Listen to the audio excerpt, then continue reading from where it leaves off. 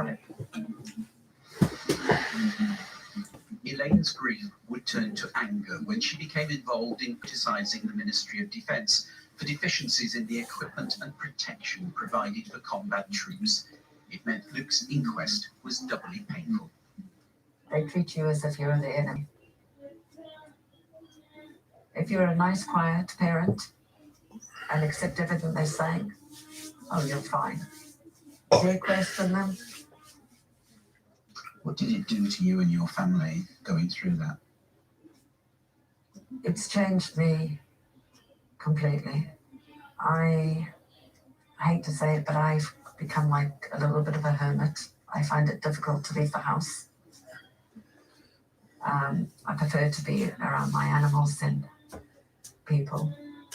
But she does take comfort from the stories Luke's comrades still tell about him. One of the guys told me about the story about him they were coming back into the camp. And they had all this water left over. And Luke told them to stop because there were children, Afghan children on the side of the road. And he said, stop, and they offloaded the water. And some of the soldiers were cross with him. And he said, they need it more than we do.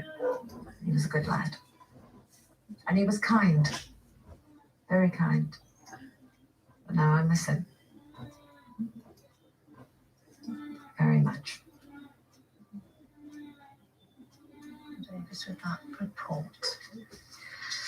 The Prime Minister has told Iran it must face up to consequences of its actions after an attack on an oil tanker in which a Briton was killed last week. Foreign Secretary Dominic Raab said it is highly likely that Iran was behind the drone strike on the MV Mercer Street off the coast of Oman. And a Belarusian athlete who refused to be taken home from the Olympics has been granted a humanitarian visa by Poland. Sprinter Krystyna Szymanowska was seen entering the Polish embassy in Tokyo.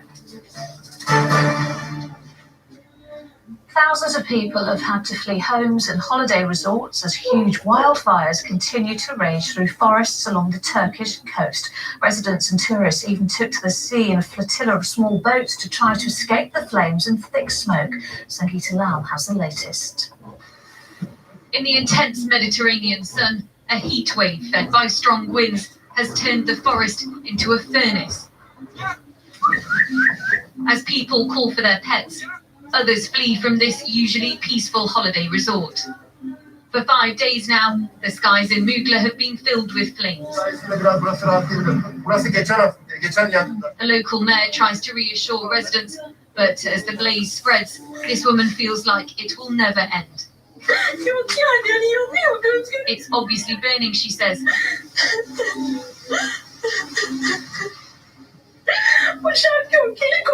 There's no plane, there's no helicopter, there's no roads. How is this going to be extinguished?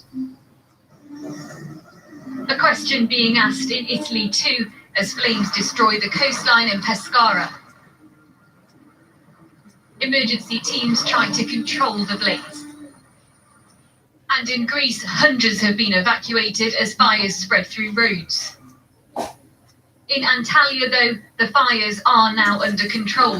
Little consolation for the families who've lost their homes and their crops.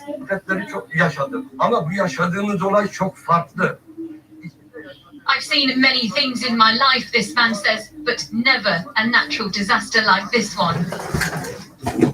The flames are out here, but there is little relief for these families who now face having to rebuild their lives.